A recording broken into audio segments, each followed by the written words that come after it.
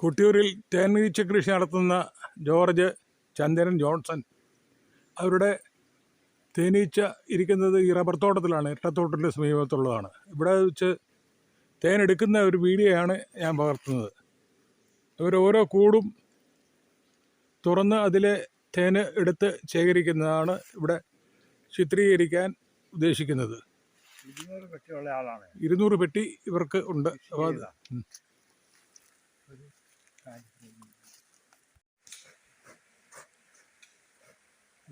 പെട്ടി തുറന്നെടുക്കുന്നതാണല്ലേ? എടുക്കുന്നത്. അത് പിന്നെ അടുത്തത് എടുക്കാവേ, ഇതല്ല എടുക്കാവേ, ഇത് എടുക്കാറാകാം. ഇത് തന്നെ അടി തട്ടുണ്ട്, രണ്ടാമത്തെ തട്ടുണ്ട്. നിറഞ്ഞില്ല, ഇത് ചെത്തിട്ട് കുഴപ്പമില്ല, നിങ്ങൾ എടുത്തോ. ഇത് എടുക്കുന്നതിന് എനിക്ക് ഇതേ ചെത്തിട്ട് വെച്ചാൽ മതി. റബ്ബർ ബാൻഡ് കളയണ്ട, കറക്കണ്ട. അടുത്ത ചെയ്തായോ ചേട്ടാ? അടുത്ത ദിവസം ഇട്ടാ അതിനെ വളർച്ച കുറവുണ്ടില്ലേ? അത് രണ്ടാമത്തെ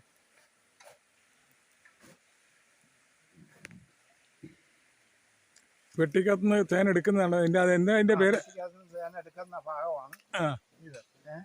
ഹണി ചേമ്പറിൽ നിന്ന് ഹണി ചേമ്പർ. ഹണി ചേമ്പർ എന്ന് പറയാം. മറ്റേ അത് താഴെയുള്ളത് ബ്രൂൺ ചേമ്പർ. അതിനകത്ത് ഈച്ചയുടെ കുഞ്ഞുങ്ങളും മുട്ടകളും ഉണ്ടാകുക.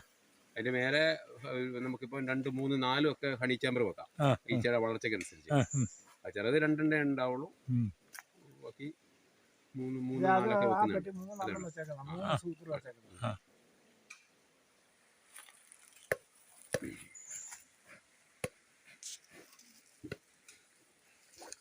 ഇതിന്റെ സീൽ ചെയ്ത ഭാഗങ്ങൾ ചെത്തി കളഞ്ഞിട്ട് വേണം. ഇത് സീൽ ചെയ്ത ഭാഗങ്ങൾ കട്ട് ചെയ്തിട്ട് വേണം നമ്മൾ മെഷീനിലേക്ക് വെച്ച്. ഇതാണ് തേനല്ലേ? ഇത് തേനടയാണ്. ഇത് 100% സീൽ ചെയ്ത അടകളാണ്. സീൽ ചെയ്യാന്ന് പറഞ്ഞാൽ ഇത് അടച്ചേക്കുന്നത്. ഇത് മെഴുകൊണ്ട് അടച്ചിട്ടുണ്ടാകും സീൽ ചെയ്ത് കഴിഞ്ഞാൽ. ആ തേനാണ് ക്വാളിറ്റി കൂടുതൽ.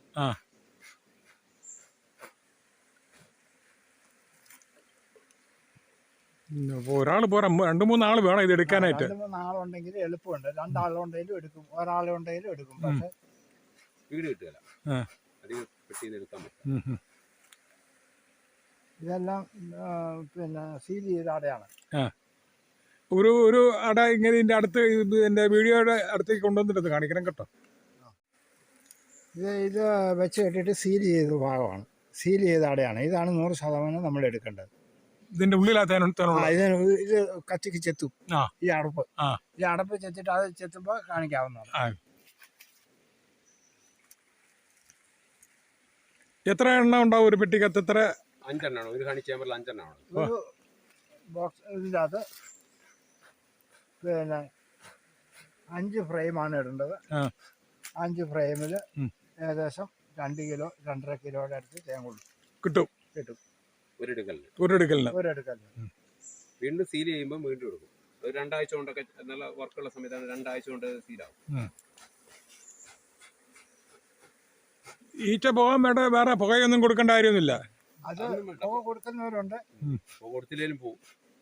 പുക കൊടുത്തു കഴിഞ്ഞാൽ നമുക്ക് ഇതിന്റെ ആക്രമണം കുറച്ച് കുറഞ്ഞു കിട്ടും. ഇത് നമ്മൾ പുക കൊടുക്കൽ കുറവാണ്. ഇതെല്ലാം മൊത്തം ഇത് വെച്ച് കെട്ടുന്ന സമയത്ത് റബ്ബർ ബാൻഡ് ഇട്ടു കെട്ടി. റബ്ബർ ബാൻഡ് നമ്മൾ ഇട്ട് കൊടുക്കണ്ടേ? റബ്ബർ ബാൻഡ് നമ്മൾ ഇട്ട് കെട്ടി കൊടുക്കാൻ റബ്ബർ ബാൻഡ് എടുത്ത് കളയും. അത് നമ്മൾ വീണ് പോകാണ്ടിരിക്കാൻ വേണ്ടിയാണ് നമ്മൾ റബ്ബർ ബാൻഡ് ഇടുന്നത്. ഇതാണ് ബ്രൂഡ് എന്ന് പറയുന്ന സാധനം, അടിപ്പെട്ടി. അടിപ്പെട്ടിയുടെ തട്ടാണത്, അടിപ്പെട്ടി. അതിനകത്താണ് ഈ ഈച്ചേനെ മെയിനായിട്ട് റാണിയൊക്കെ ഇതിനകത്താണ് കാണുക. തുറക്കുന്നുണ്ടോ? ഇത് ഇപ്പൊ എടുക്കും. എനിക്ക് കുത്തു കിട്ടുവോ? ഇല്ല, നിങ്ങൾ അങ്ങനെ ഒന്നും കഴിക്കണ്ട.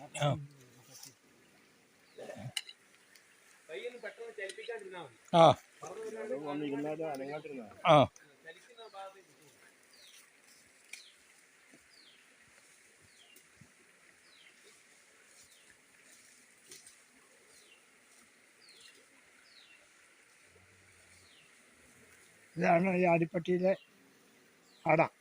ഇതിന് ഈ വലിപ്പം കൂടുതലുണ്ട്. ജോൺസ് ഒന്ന് വന്നേ. ഇത് കുഞ്ഞുമുട്ടയാണ്. ഇതുണ്ട്, ഇത് കുഞ്ഞുമുട്ടയാണ്. ഇത് മാത്രമാണ് തേൻ ഭാഗം. ഇതിപ്പോൾ നമ്മൾ ഇത് എടുക്കുന്നില്ല, വേറെ എടുക്കും. ഇപ്പം ഞാൻ വേറെ പറഞ്ഞ കൂടി എടുത്തിട്ട് കാണിച്ചു തരും. ജോർജും ജോൺസണുമാണ് ഇവിടെ ഇപ്പോൾ തേനീച്ച എടുക്കുന്നത്. ജോൺസൺ, ചന്ദ്രനും ഉണ്ട്.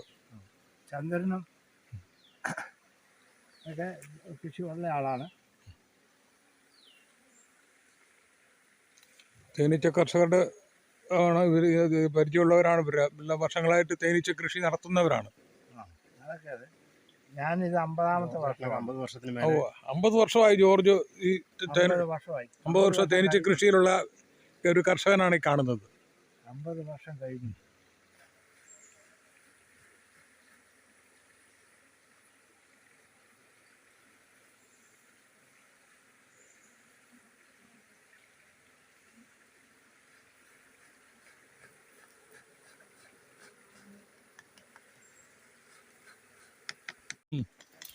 വിരിയാറായ മുട്ടയുള്ള നോക്കിയിട്ടാണ് എടുക്കുക. അത് ഇതിൽ നിന്ന് എടുത്തിട്ട് സൂപ്പറിന് കെട്ടിക്കൊടുക്കും.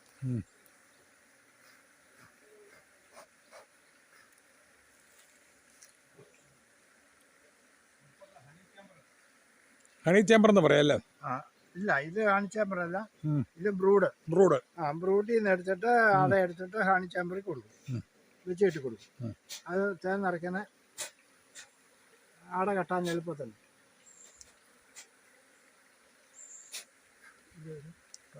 കാര്യം ഫ്രെയിം ഇട്ടിട്ട് വരണം. അത് ഇത് കളയരുത്, പൊട്ടിക്കണ്ടാവും.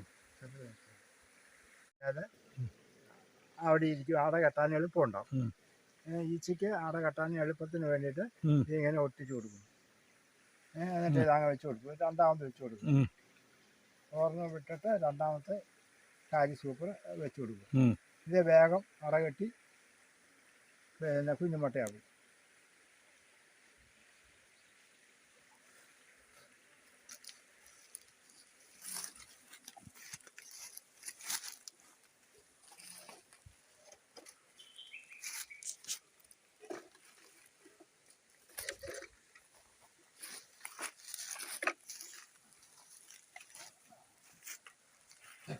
ഇതാണ് ഈ ബ്രൂഡെന്ന് പറയുന്ന സാധനം. പുതിയ അട കെട്ടുന്നത് അടിയിൽ വെച്ച് കൊടുക്കുക. അപ്പം ഇതായിട്ട് കെട്ടുന്നത്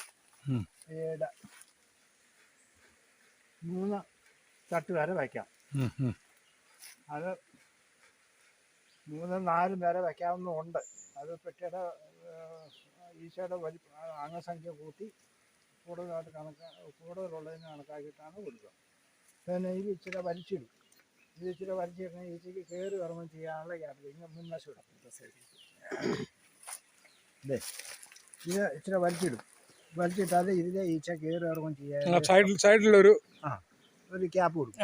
അത് എത്ര തട്ട് വെക്കുന്നു അതിനെല്ലാത്തിനും അത് വെക്കും. ഫ്രെയിം എടുത്ത് കട്ട് ചെയ്ത് സൂപ്പറിൽ വെച്ച് കെട്ടി കൊടുക്കുന്ന ഭാഗമാണ്. അടിപ്പെട്ടിയിൽ ബ്രൂഡിലെ അടയെടുത്ത് നമ്മൾ സൂപ്പറിന് വെച്ച് കെട്ടി കൊടുക്കുന്നു. ഒരട എടുത്തിട്ട് 3 ആയിട്ട് മുറിക്കുന്നു. 3 പീസായിട്ട് മുറിക്കുന്നു. 3 പീസായിട്ട് മുറിച്ചിട്ട് അതിൻ്റെ മുറിപാടിലുള്ള ഈച്ച മുറിഞ്ഞ ചത്ത ഈച്ചേനെ ഊതിക്കളയണം.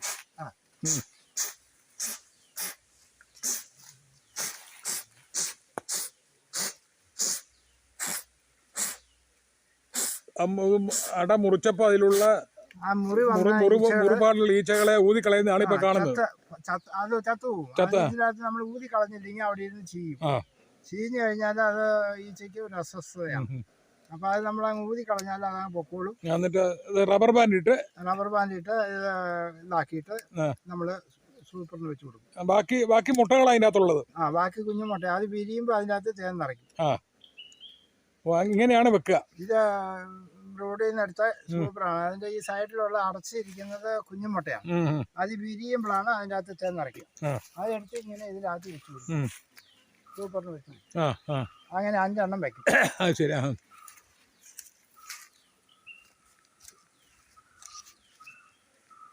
അത് വെക്കുമ്പോൾ നമ്മൾ കട്ട് ചെയ്യുന്ന ഭാഗം അടിഭാഗം മുകളിലേക്ക് വരണം. ഈ ബ്രൂഡിന് വയ്ക്കുന്നു, അല്ല സൂപ്പറിന് വയ്ക്കും. മുറിഞ്ഞ ഈച്ചകളുടെ മുട്ടകളൊക്കെ ഊതിക്കളയുന്നതാണ് കാണുന്നത്.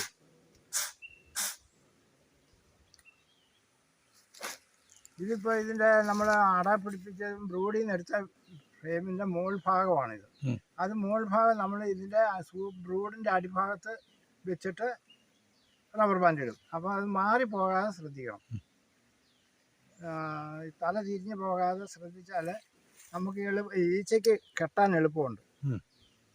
ആ റബ്ബർ ബാൻഡിന്റെ മുകളിലേക്കാണ് ഇത് കൂട് കെട്ടി വരിക. ഇതിന്റെ മുകളിലേക്ക് പിടിപ്പിക്കും. ഈ ഫ്രെയിമെ പിടിപ്പിക്കും. ഈ ഫ്രെയിമെ പിടിപ്പിക്കുമ്പോഴാണ് നമുക്ക് കറക്കി എടുക്കാൻ പറ്റുന്നത്. ഇതിങ്ങനെ വെച്ചു.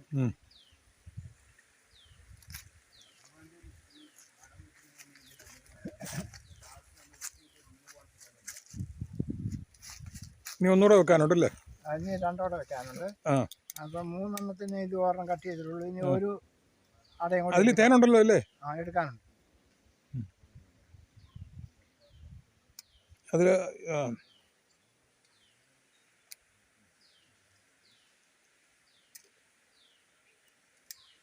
ഇതിങ്ങനെ ഇട്ട് വെക്കുവാണ്. ഇതിനകത്ത് 3 ഇനി 2 കൂടി വെക്കണം. അത് നമ്മൾ വേറൊരു പെട്ടിയിൽ നിന്നാണ് അടയെടുക്കുക. ഇതിനകത്ത് ഇനി എടുക്കാനില്ല. അതുകൊണ്ട് അത് കഴിഞ്ഞു. അത് കഴിഞ്ഞു. ഇനി അതിന്റെ മുകളിൽ തേനെടുത്തിട്ട് കൊണ്ടുവന്ന് വെക്കുവാണ്. തേനെടുക്കുന്നത് കാണിച്ചു തരാം. ഭാഗം ഇവിടെയാണ് ഇപ്പൊ തേൻ എടുക്കാൻ തുടങ്ങുന്നത്. ഇവര് ജോർജ്, ജോൺസൺ, ചന്ദ്രൻ ഇവര് തേൻ എടുക്കുന്ന ഇതാണ് കാണുന്നത്. ഭാഗം ചെത്തി എടുത്തിട്ട് മെഴുക് നമ്മൾ വേറെ പാത്രത്തിൽ ശേഖരിക്കുന്നു. തേൻ മെഷീൻ അട മെഷീൻ വെച്ച് കറക്കിയെടുക്കും. ഇത് കനം കുറച്ച് ചെത്തണം. ഓരോ അടച്ച അടയെന്നും തുറന്നെങ്കിൽ മാത്രമേ തേൻ വീഴുള്ളൂ. ഓരോ അട അത് നിങ്ങൾ കത്തിക്ക് തുറക്കും. ഓരോ ഈ അട എടുത്തിട്ട് 2 സൈഡും ചെത്തിയിട്ട് അടച്ചിട്ട് കുഴിയുള്ള ഭാഗത്ത് അടഞ്ഞു വരണുണ്ടെങ്കിൽ കത്തിയുടെ മുനയ്ക്ക് അത് ചൂണ്ടിക്കളയും. ഇത് അതിന് മെഷീൻ്റെ അകത്ത് വെച്ച് കറക്കുന്ന ഭാഗമാണ്.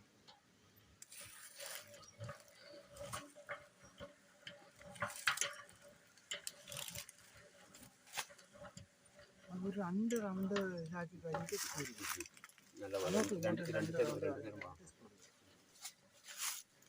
തേന് കറക്കി എടുക്കുന്നതാണ്. തേൻ എടുക്കുന്ന പാത്രത്തിൽ വെച്ചിട്ട് ചന്ദ്രനാണ് തേൻ അത് കറക്കുന്നത്. അടുത്തിരിക്കുന്നത് ജോൺസൺ ആണ് നീല പെയിന്റിട്ടിരിക്കുന്നത്. ഇത് തേൻ എക്സ്ട്രാക്ടറാണ്. ഇത് 2 വിധമുണ്ട്. ഇത് 4 എണ്ണം വെച്ചിട്ട് ഇടത്തോട്ടും വലത്തോട്ടും കറക്കി തേനെടുക്കാവുന്ന സംവിധാനമുണ്ട്. മറ്റേതെന്ന് പറഞ്ഞാൽ ഓരോ പ്രാവശ്യം നമ്മൾ ഒരു പ്രാവശ്യത്തെ തേന് ഇതിന്റെ എക്സ്ട്രാക്ടർ വീണതിന് ശേഷം തേനട തിരിച്ചു വെച്ചെങ്കിൽ മാത്രമേ അത് തേന് വീഴുള്ളൂ. ഇത് ഇടത്തോട്ടും വലത്തോട്ടും കറക്കി കഴിഞ്ഞാൽ 2 സൈഡിലുള്ള തേന് വീഴേണ്ട രീതിയിലുള്ള എക്സ്ട്രാക്ടറാണ്. അതായത് ഇത് ഒരു കവറാണുള്ളത്. ഇത് ഇടത്തോട്ട് കറക്കുമ്പോൾ ഒരു സൈഡിലെ വീഴും, വലത്തോട്ട് കറക്കുമ്പോൾ ഒരു സൈഡിലെ വീഴും. അങ്ങനെയാണ് ഇതിന്റെ സംവിധാനം. മറ്റേന്നാ ചതുരത്തിലായിരിക്കും. അപ്പൊ നമ്മള് ഇതിന്റെ തേനട അതിനകത്ത് വെച്ച് അതിനുശേഷം ഒരു സൈഡിലെ വീണ് കഴിയുമ്പോൾ അത് നേരെ തിരിച്ചു വെച്ചതിന് ശേഷം വേണം കറക്കി തേൻ. ഇതിന്റെ ആവശ്യമില്ല. ഇടത്തോട്ടും വലത്തോട്ടും കറക്കിയാൽ മതി.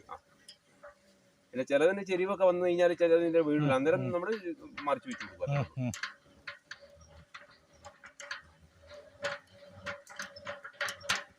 എത്ര സമയം എടുക്കും ഇത് വീഴാനായിട്ട്? തേനിന്റെ കൊഴുപ്പൊക്കെ ഉള്ള തേനാണെങ്കിൽ ഇച്ചിരി താമസമായിരിക്കും വീഴാൻ. ഇതിന് നമുക്ക് കാണാം ഇതിന്റെ സൈഡിലേക്ക് ഇങ്ങനെ നമ്മൾ ഈ കറക്കുന്ന സമയത്ത് തേൻ തെറിച്ച് വീഴുന്ന നമുക്ക് കാണാൻ പറ്റും. അപ്പൊ തേൻ തെറിച്ച് വീഴുന്ന നിന്ന് കഴിയുമ്പോൾ നമ്മള് അങ്ങനെയാ മനസ്സിലാക്കുന്നത്.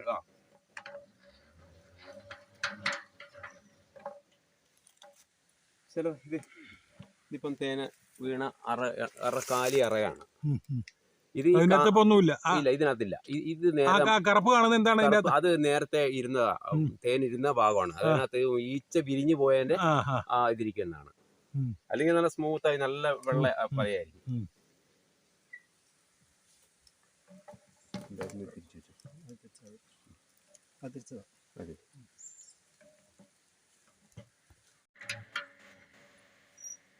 കൈ തൊടാതെയാണ് ഇതിന്റെ ചേമ്പർ എന്നല്ലേ പറയാ, ചേമ്പർ എടുത്ത് കൂട്ടിക്കൊണ്ട് വെക്കുന്നത്. അപ്പം ഇങ്ങനെ കറക്കി കഴിഞ്ഞാൽ അതിലുള്ള തേനൊക്കെ ആ പാത്രത്തിലേക്ക് വീഴും. അത് എടുത്തു കഴിഞ്ഞിട്ട് അതിൻ്റെ അറ ഉൾപ്പെടെയുള്ള ചേമ്പർ എടുത്ത പെട്ടിക്കകത്ത് കൊണ്ട് വെച്ചിട്ടാണ് അത് ഈച്ചയ്ക്ക് അതിനകത്ത് തേന് നിറയ്ക്കുന്നത്. എടുക്കാത്തതുകൊണ്ട് ഇത് മെഷീൻ പിടിപ്പിക്കാത്തതുകൊണ്ട് മെഷീൻ കറക്കാൻ പറ്റൂല ഇപ്പം. അപ്പം നമ്മളിത് ഈ അടച്ചേക്കുന്ന ചെത്തിയിട്ട് പെട്ടിയിലേക്ക് തിരിച്ചു വയ്ക്കും. അത് തിരിച്ച് പെട്ടിയിലേക്ക് വെച്ച് കഴിയുമ്പോൾ അടുത്ത പ്രാവശ്യം എടുക്കുമ്പോൾ ഇത് സീൽ ചെയ്ത് മുകളിൽ മുട്ടിച്ചിട്ടുണ്ടാവും. അന്നേരം കറക്കി എടുക്കും. ഇത് കറക്കി ഇത് മുകളിൽ പിടിപ്പിക്കാതെ കറക്കിയാൽ അട പറഞ്ഞു പോകും. അട പറഞ്ഞു പോയാൽ നമുക്ക് ഭയങ്കര നഷ്ടമാണ്. അതുകൊണ്ട് ആ ഒരു അപൂർവം അങ്ങനെ വരാറുള്ളൂ. അപ്പം ആ മോളി പിടിപ്പിക്കാത്ത അത് ഉൾപ്പെടെ ഇപ്പൊ കറക്കി എടുക്കും. ഇത് കറക്കൂല. മോളി പിടിപ്പിച്ചത് മാത്രമേ കറക്കുള്ളൂ.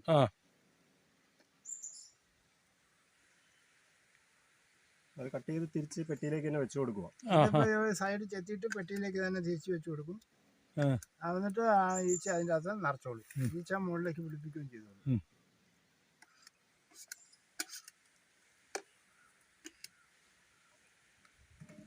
ഇതിങ്ങനെ വെച്ചു സൂപ്പറിലേക്ക് വെച്ച് കൊടുക്കും സാധനം.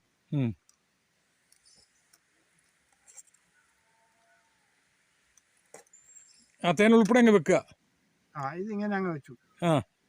ഇതിങ്ങനെ വെക്കുവാണ്. സൂപ്പറിലേക്ക് വെക്കും. ആ എടുത്ത കൂട്ടത്തില് അതിൽ വെക്കുക. അത് എടുക്കുന്നില്ല. അത് എടുക്കാനായിട്ടില്ല. അതുകൊണ്ടാണ് എടുക്കാത്തത്. ശരി.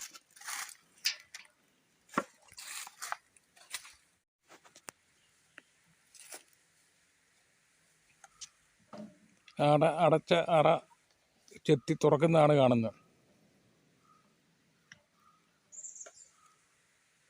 അപ്പോൾ അടച്ച മെഴുക് ചെത്തി കളഞ്ഞിട്ടാണ് ചേമ്പറിൽ വെച്ച് കറക്കുക അല്ലേ? ചേമ്പറിൽ എന്താ മെഷീനല്ലേ? ആ മെഷീൻ ഹണി ഇതിനകത്ത് honey extractor. Honey extractor. Extractor.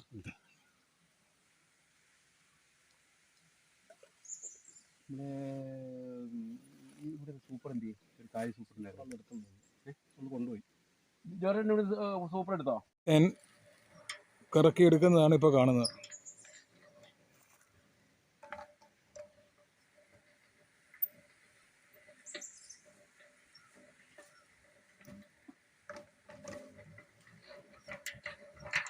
ഇരുഭാഗത്തേക്കും കറക്കും, തിരിച്ചും മറിച്ചും കറക്കൂല. എങ്കിൽ മാത്രം രണ്ട് സൈഡിലും ഉള്ള തേന് ഇതിന്റെ സൈഡ് വഴി താഴോട്ട് ചെയ്യാം.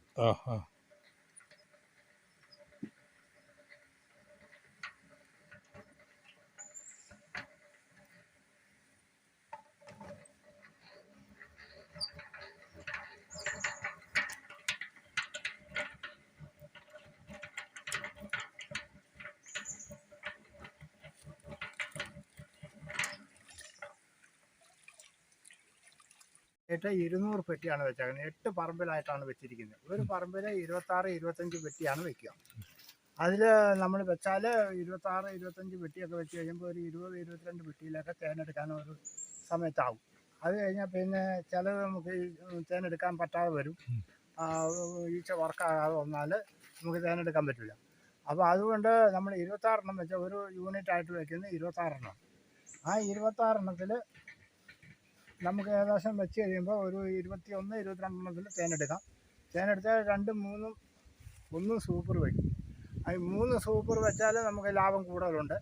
ഒരു സൂപ്പറിൽ നിന്ന് 2 കിലോ മുതൽ 2.5 കിലോ വരെ തേൻ കിട്ടുമെന്നാണ് ശാസ്ത്രീയമായിട്ട് പറയുന്നത്. നമ്മുടെ അനുഭവം അതാണ്. പിന്നെ ആ സൂപ്പർ എങ്ങനെ എടുക്കും? സൂപ്പർ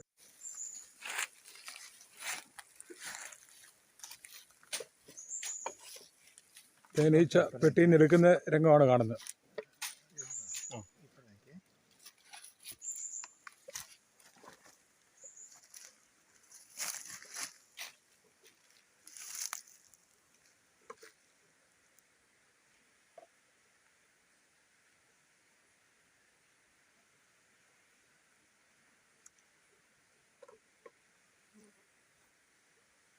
ഇളക്കി എടുക്കുന്ന രംഗമാണ് കാണുന്നത്. ഈച്ചയെ നോവിക്കാതെ തന്നെയാണ് എടുക്കുന്നത്.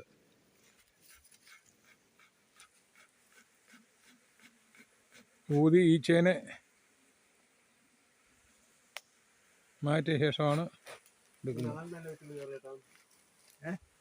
ഒരെണ്ണം കൂടി വെക്കാനുണ്ട്. അത് ആ മറ്റു എടുത്ത് വെച്ചോ. ഞാൻ ആ കെട്ടും വെച്ചോളാം. സൂപ്പർ വെക്കാനാ? അത് വെച്ചോ. ആദ്യത്തെ ആദ്യം എടുത്ത് വെച്ചു.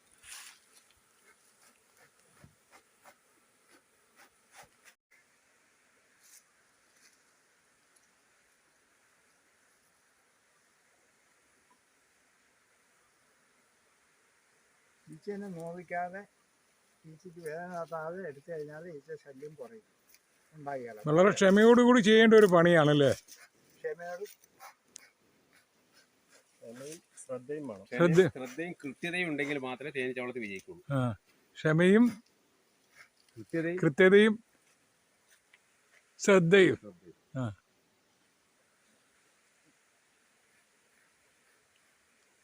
കൃത്യത എന്ന് പറഞ്ഞാൽ ഇത് റാണിശല്യം വിരിയുന്ന സമയത്ത് 5 ദിവസത്തിലൊരിക്കൽ എങ്കിലും ഈ പെട്ടി തുറന്ന് റാണിശല്യം ഉണ്ടോന്ന് പറഞ്ഞു മാത്രമേ സെറ്റ് വിരിഞ്ഞ്, അല്ലെങ്കിൽ ആ സെറ്റ് വിരിയുന്ന സമയത്ത് 80% ഈച്ചയും കൊണ്ട് പഴയ റാണി പറന്നു പോകും, ഇവിടെ വിട്ടുപോകും. അന്നേരം തന്നെ നമുക്ക് ആ സീസണിൽ തേന് കിട്ടില്ല. കാരണം വെച്ചാൽ ഈ സമയത്ത് ഈ നവംബർ ഡിസംബർ മാസത്തിലാണ് ഇതിന്റെ അധികവും റാണിശല്യം ഉണ്ടാകുക.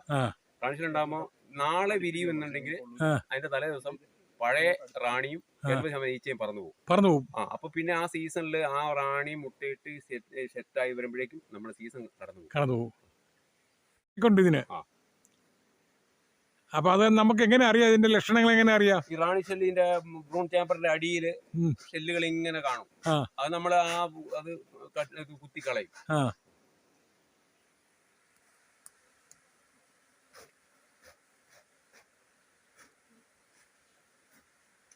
അപ്പൊ ഈ ജോർജിന്റെ 200 പെട്ടിയുടെ അടുത്തും ഈ സമയത്ത് പോയി നോക്കണം. എല്ലാ പെട്ടിയും തുറക്കണം. എല്ലാ പെട്ടിയും തുറന്നില്ലെങ്കിൽ ഈ പറഞ്ഞ പോലെ ഏത് പെട്ടിയിലാണോ റാണി വിരിഞ്ഞ് എന്നുണ്ടെങ്കിൽ അത് പോകും. അതിന് വേറെ ഒന്നുമില്ല. എല്ലാ പെട്ടിയിലും റാണി ഉണ്ടാവും. എല്ലാ പെട്ടിയിലും ഈ വളർച്ചാ കാലത്ത് റാണി ശൈലികൾ ഉണ്ടാവും. ഈച്ച പിരിഞ്ഞു പോവുകയും ചെയ്യും. അത് പിരിഞ്ഞു പോകുന്നതിന്റെ കാരണം ഇത് വംശവർദ്ധനം ഓരോ കാലഘട്ടത്തിൽ ഉണ്ടല്ലോ. അപ്പോ ശ്രദ്ധിച്ചില്ലെങ്കിൽ നമ്മുടെ ഫെയിലായി പോകും, കൃഷിയെ ഫെയിലാവും. ഈച്ച ഒരു പെട്ടിക്കകത്ത് കൂടിയിരിക്കുന്നതാണ് ഇപ്പോൾ കാണുന്നത്. മറ്റൊരു പെട്ടിയുടെ സൈഡിൽ ഇരിക്കുന്നതാണ്. ജോർജ് അതിനെല്ലാം ഊതി അകറ്റിയിട്ടാണ് എടുക്കേണ്ടത്.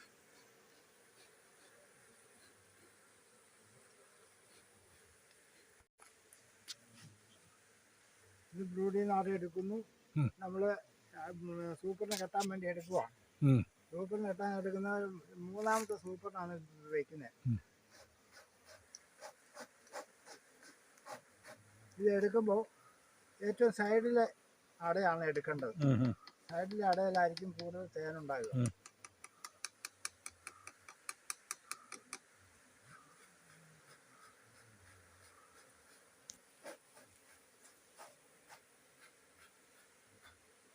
ഒരു വർഷം എത്ര കിൻഡൽ തേൻ കിട്ടും ജോർജിന്? എനിക്ക് 15-20 ഇടയ്ക്ക് സാധാരണ തേൻ കിട്ടാറുള്ളതാണ്. 15 കിൻഡില് 20 കിൻഡില് അല്ല, 15 കിൻഡില് 10 കിൻഡില് മുതൽ 15 കിൻഡില് വരെ കിട്ടും. ഇത് വർക്കർ ഈച്ചയുടെ മുട്ടയാണ്. വർക്കർ ഈച്ച വിരിഞ്ഞ് വരേണ്ടതാണ്. ഇത് ആണീച്ചയുടെ മുട്ടയാണ്. ഇത് ഒക്കെ ആണീച്ചയുടെ മുട്ടയാണ്. ഈ ഇരിക്കുന്നത് തള്ളിയിരിക്കുന്നത് റാണി ഉണ്ടാകുക സാധാരണ ഇവിടെയാണ് ഉണ്ടാകുക. ഈ മൂലയില് സാധാരണ ഇവിടെ ആദ്യം കാണുള്ളൂ. ഈ 2 മൂലയില് ശ്രദ്ധിക്കേണ്ടത്. നമ്മൾ എടുക്കുമ്പോൾ നമുക്ക് ഏകദേശം ഈ പെട്ടി എടുക്കുമ്പോൾ നമുക്കറിയാം. നമ്മൾ ഈ കണ്ടിക്കാൻ എടുക്കുന്ന വെച്ചാൽ അതിന്റെ ആരംഭം കാണും. റാണി മുട്ട ഇടുന്നതിന്റെ ആരംഭം കാണും. ആ ആരംഭം കാണുന്നത് അന്നേരം നമ്മള് എല്ലാം അടയെടുത്തു കയറി തിന്നതാണ് ഈ ക്യാപ്പ് കാണുന്ന മുഴുവൻ. ഈ ക്യാപ്പ് ഇത് വല കെട്ടുന്നത് ഇത് നമ്മൾ പെട്ടിയിൽ നിന്ന് ഉപേക്ഷിച്ച് കളയുന്നതാണ്. ഈ ഒരു പെട്ടിയിൽ ഈച്ച നഷ്ടപ്പെട്ടു പോയി. ഇപ്പൊ ഇന്ന് നോക്കുമ്പോഴാണ് തിരിയുന്നത്.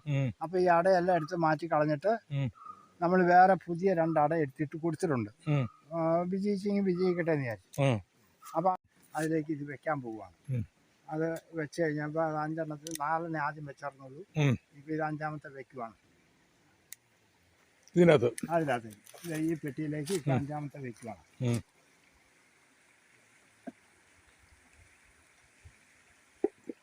5ാമത്തെ വെക്കുമ്പോൾ നമ്മൾ ആദ്യം വെച്ച് സൂപ്പറിന്റെ മുകളിലാണ് വെക്കുന്നത്. ആദ്യം വെച്ചതിൻ്റെ അകത്താണ് വെക്കേണ്ടത്. അപ്പം മുകളിലിരിക്കുന്ന സൂപ്പർ എടുത്ത് മാറ്റി വെച്ചിട്ട് നമ്മൾ ഇതിൻ്റെ അകത്ത് ഈ അട വെച്ചിട്ട് വീണ്ടും അതെടുത്ത് കയറ്റി വയ്ക്കും.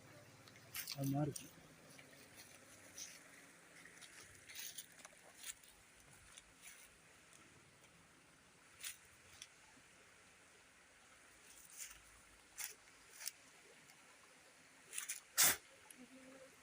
എന്താ മാറിപ്പോയത്?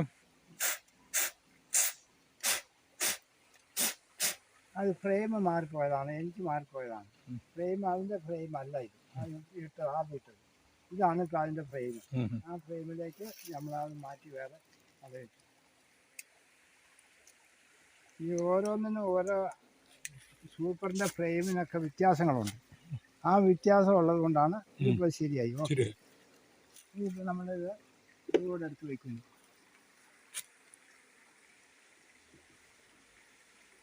അത് ഇവിടെ ഒരു സൈഡിൽ ഗ്യാപ്പ് ഇടണം, മുമ്പിലും പുറകിലും ഇടും. അത് ഓരോ തട്ടിനും വെക്കും. അപ്പൊ ഈച്ചയ്ക്ക് തേന് കൊണ്ട് വരുന്ന ഈച്ചയ്ക്ക് യഥേഷ്ടം കയറി ഇറങ്ങി പോകാനുള്ള അപ്പൊ അത് ആ സമയത്ത് നമുക്ക് വെള്ളത്തിൽ മുക്കിയാൽ മാത്രമേ അത് എടുക്കാൻ പറ്റൂ. നമ്മൾ ഈ തേന് കൊണ്ട് വെച്ചിട്ട് നമുക്ക് കൈകാര്യം ചെയ്യാൻ പ്രയാസമാണ്. ഈ സൈഡ് വൃത്തിയാക്കുന്ന ഭാഗമാണ്. സൈഡിൽ അടം പിടിപ്പിച്ചിട്ടുണ്ടെങ്കിൽ അത് ചെത്തിക്കളഞ്ഞ് വൃത്തിയാക്കി വെച്ചാൽ അടുത്ത പ്രാവശ്യം നമുക്ക് എടുക്കുമ്പോൾ അത് നനയായിട്ട് കിട്ടുള്ളൂ.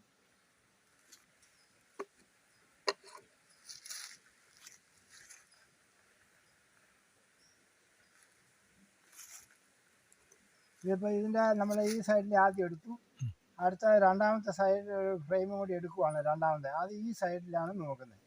ഈ സൈഡിൽ നോക്കിയിട്ട് ഇത് എല്ലാം കൂടി നോക്കിയിട്ടാണ് നമ്മൾ കുഞ്ഞും മുട്ടയും കുറഞ്ഞതും പിന്നെ തേൻ കൂടുതലുള്ളതുമാണ് എടുക്കുക. എല്ലാം ഒന്നും എടുക്കുകയല്ല, എല്ലാം എടുക്കേണ്ട ആവശ്യമില്ല. നമുക്കിപ്പോൾ ഇതിലേക്ക് 2 എണ്ണം എടുത്താൽ ഒരെണ്ണം 3 ആക്കാം, ഒരെണ്ണം 2 ആക്കാം. അപ്പം ഒരു ഇതിലേക്കുള്ളതായി ഇതിപ്പോൾ നമ്മൾ എടുക്കുക.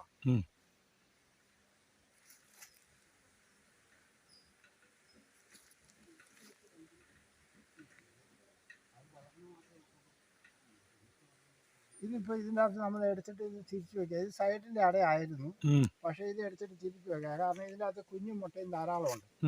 അപ്പോൾ ഇതിനകത്ത് നമുക്കതിൽ ഇതിൽ തന്നെ വെക്കുന്നതാണ് നല്ലത്. ഇത് അതിൻ്റെ അടുത്ത് വേറൊരു രണ്ടാമത് ഇരുന്ന ഒരു അടയെടുത്തപ്പോൾ നമുക്ക് മനസ്സിലാക്കി ഇതിൽ ആണീച്ചയുടെ മുട്ട ധാരാളമുണ്ട്. അപ്പോൾ ആ അട നമുക്ക് അതിൽ ഇതാണ് ആണീച്ചയുടെ മുട്ടകൾ. ഈ അടയാണ് വെച്ച് കെട്ടി കൊടുക്കുക, കട്ട് ചെയ്യാനെടുക്കുക. അപ്പോൾ ഈ 2 സൈഡിലും ഉണ്ട്. അതുപോലെ തന്നെ ഇത് ഇവിടെ ഈ ഈച്ച വിരിഞ്ഞ ഗ്യാപ്പിൽ തേൻ നിറച്ചിട്ടുണ്ട്. അതുകൊണ്ടാണ് ഇതെടുക്കുന്നത്. തേനീച്ച കൃഷി തുടങ്ങിയിട്ട് ഞാൻ ഒരു തക്കാളിപ്പെട്ടി എന്ന് തുടങ്ങിയതാണ്. ഇപ്പോഴും എവിടെ ക്ലാസ് ഉണ്ടെങ്കിലും ഞാൻ ക്ലാസ്സിന് പോകാറുണ്ട്. നമുക്ക് എന്തെങ്കിലും ഒരു പുതിയ അറിവുകൾ കിട്ടും. ഒരു ക്ലാസ്സിന് പോയാൽ എന്തെങ്കിലും കുഞ്ഞുമുട്ട ഒന്നുമില്ല.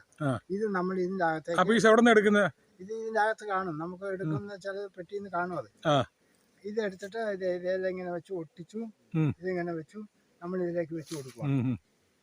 വെച്ച് കൊടുത്തു കഴിഞ്ഞാൽ കൂട്ടി പിടിപ്പിച്ചു വേഗം പിടിപ്പിക്കും. അത് കെട്ടാൻ എളുപ്പം ഉണ്ടാവും.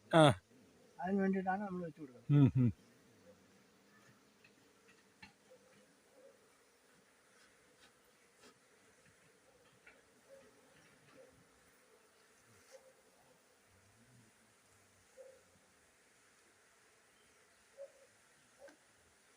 ഈ അടിയിൽ നമ്മൾ കാലി ഇടുമ്പം നമ്മൾ ഇങ്ങനെ കണ്ടിക്ക് ചെയ്ത് കാലി ഇടുമ്പോൾ രണ്ടാമത് ഇട്ട് കൊടുക്കുക. ഓർഡർ മാറ്റിയിട്ട് രണ്ടാമത് ഇട്ട് കൊടുക്കുക. അപ്പോൾ ഈച്ചയ്ക്ക് അട കെട്ടാൻ എളുപ്പം അതാണ്.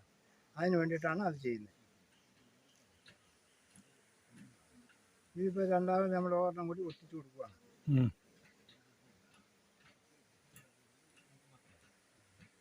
ഇത് ഒട്ടിച്ചിങ്ങനെ കൊടുത്തു കഴിഞ്ഞാൽ അത് ഇത് ഇരുന്നോളും.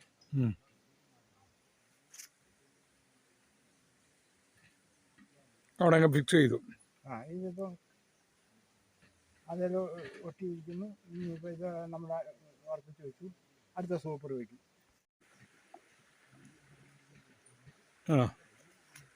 ഇതായിട്ട് വെച്ച് കൊടുത്ത സൂപ്പറാണ്. ആ സൂപ്പറിൽ നമ്മൾ ഫ്രെയിം ഓർമ്മ ഇട്ടു. ബാക്കി ഇപ്പോൾ കെട്ടി വെക്കാൻ പോകും.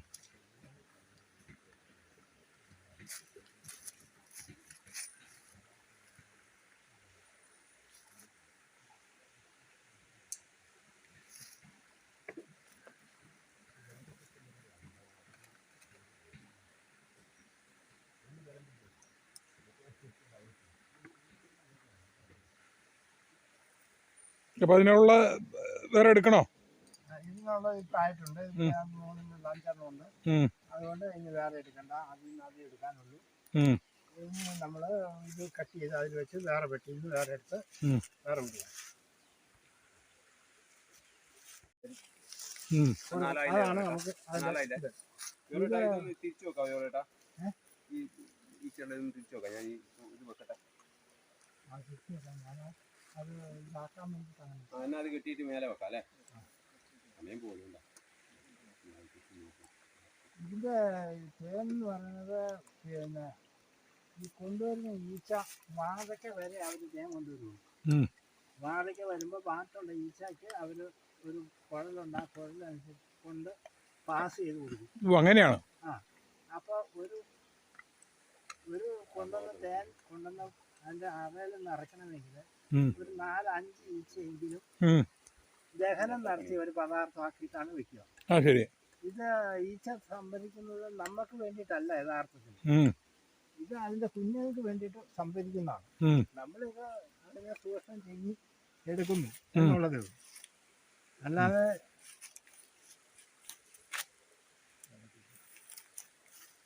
അതാണ് അതിന്റെ ഒരു ഗുണം. അതായത് ലോകത്ത് കിട്ടാത്ത ഒരു പദാർത്ഥമാണെന്നാണ് നമ്മളെ ശാസ്ത്രീയമായിട്ട് പഠിപ്പിക്കുന്നത്. ദഹനം നടത്തിയ ഒരു പദാർത്ഥം വേറെ കിട്ടാനില്ലെന്നാണ്. നമ്മളിത് പലരും വിചാരിക്കും തേനിനെ പറ്റി തേൻ എല്ലാവർക്കും കഴിക്കാവോ, രോഗം പിടിക്കുമോ എന്നൊക്കെ. ഇതിനൊക്കെ ഒരു പരിധിയുണ്ട്. ആ പരിധി എന്ന് പറഞ്ഞാൽ തേൻ കഴിക്കേണ്ട സാധാരണ രീതിയിൽ നമ്മളൊക്കെ പറയുന്നു, നമ്മളെ പഠിപ്പിച്ചിട്ടുള്ളത് അനുസരിച്ച് രാവിലെയും വൈകുന്നേരം പിന്നെ 2 സ്പൂൺ തേൻ വെറും വയറ്റിൽ കഴിക്കുക. രാവിലെ വൈകുന്നേരം കിടക്കാൻ നേരത്ത് 2 സ്പൂൺ തേൻ ഭക്ഷണം എല്ലാം കഴിഞ്ഞ് കിടക്കാൻ നേരത്ത് കഴിക്കുക.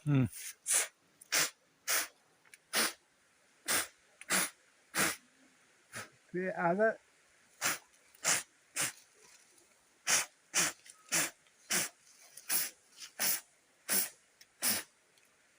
കഴിക്കുന്നതുകൊണ്ട് ഒത്തിരി ഗുണം കിട്ടാനുണ്ട്.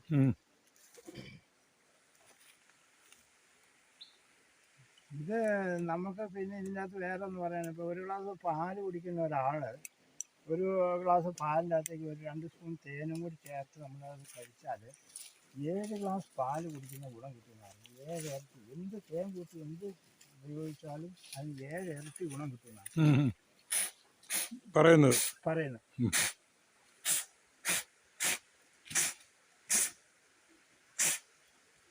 പിന്നെ ഇതിൻ്റെ നമ്മൾ തേനീച്ചയെ പറ്റി കൂടുതൽ പറയുമ്പോൾ ഈ തേനീച്ചയുടെ വിഷത്തെ പറ്റി പലർക്കും പല അറിവുകളും കിട്ടാതെ വരുന്നുണ്ട്. അതിൻ്റെ ഒരറിവ് നമുക്ക് കിട്ടിയിട്ടുള്ള അറിവെന്ന് പറയുന്നത് പിന്നെ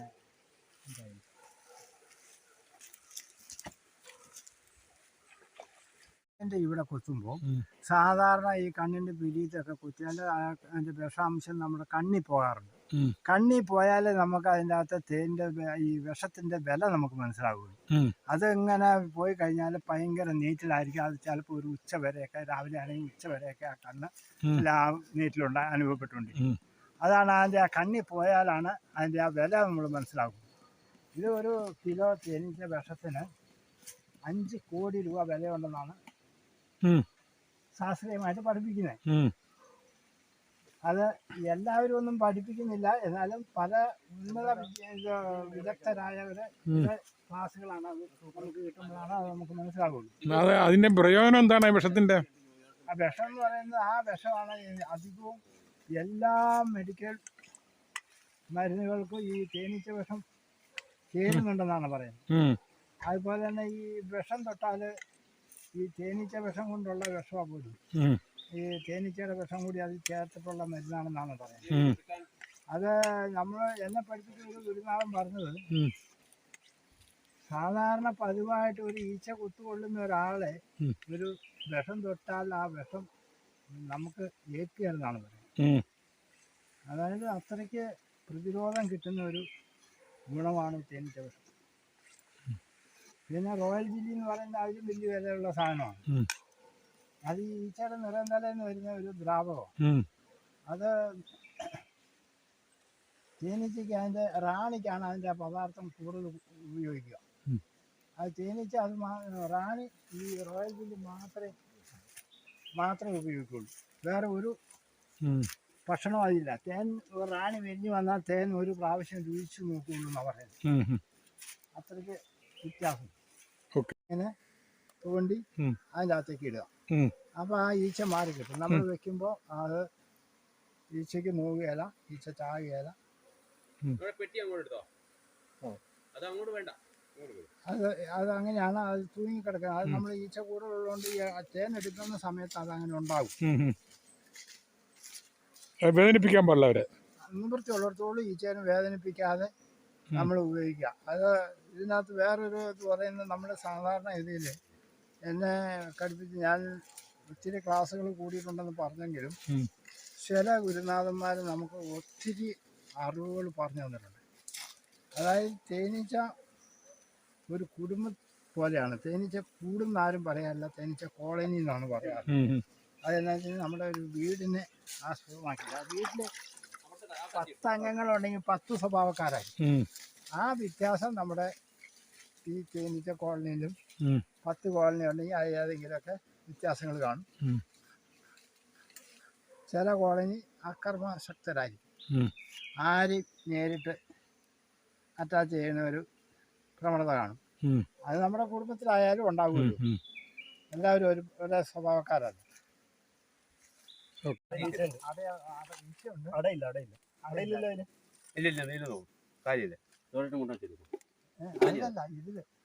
ഇതിൽ അടയില്ല. അട വൃത്തിയാക്കാണ്ട്.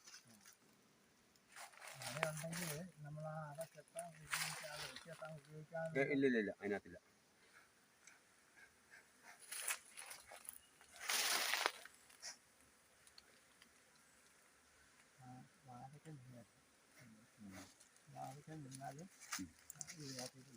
സഞ്ചാരം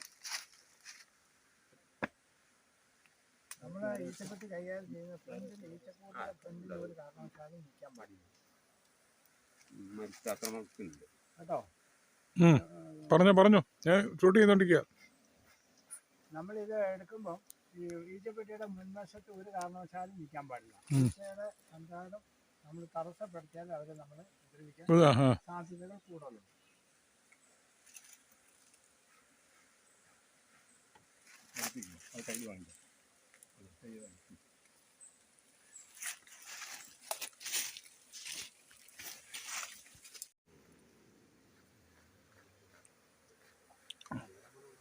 പെട്ടിക്കകത്ത് നീച്ചയുടെ കൂടെടുക്കുന്നതാണ്, തേനെടുക്കാനുള്ള ഇത് എടുക്കുന്നതാണ് കാണുന്നത്.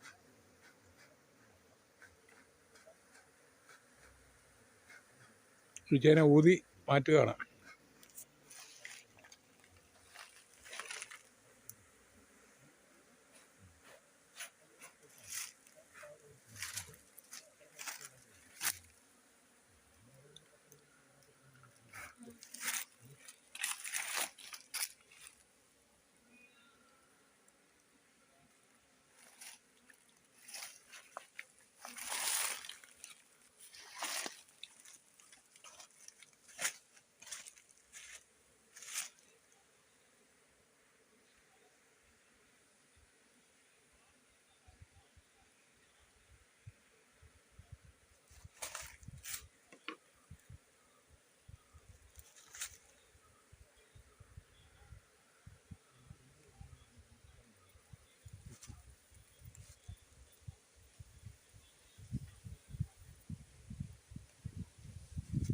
ഈ പറഞ്ഞ ടൈമിനുള്ളിൽ ഈ പെട്ടികളെല്ലാം എടുത്തു തരുമോ?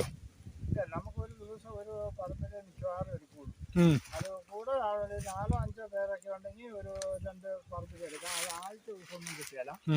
ഇന്നത്തെ റൗണ്ട് മുതൽ നേരത്തെ നമുക്ക് ഒരു പെട്ടിയെടുത്ത് പോകും കൂടുതലെണ്ണം. ഇത് ആദ്യത്തെ എടുക്കലിന് അത് കിട്ടില്ല. ആദ്യത്തെ എടുക്കലിന് സമയം പിടിക്കും.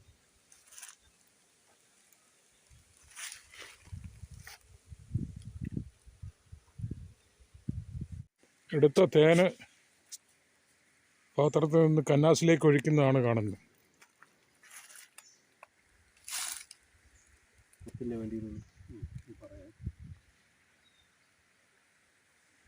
ഞാൻ ഇതിനകത്ത് കുറച്ചുണ്ടാവും കേട്ടോ. കന്നാസിൽ ചോർപ്പ് വെച്ചിട്ട് അതിന് തേനെടുക്കുന്ന പാത്രത്തിൽ നിന്ന് ഒഴിക്കുന്നതായിട്ട് ആണ് ഇപ്പോൾ കാണുന്നത്.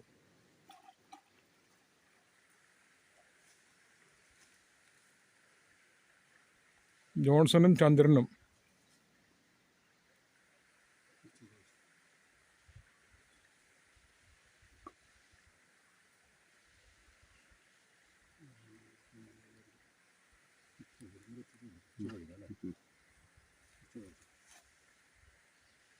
വരുവാണെങ്കിൽ എടുക്കലി തിരിയാതെ കിട്ടാം.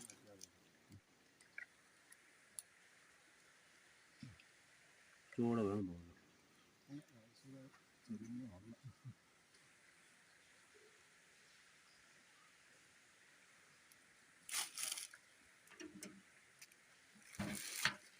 ഇവിടെ നീറുണ്ടല്ലേ ചേട്ടാ?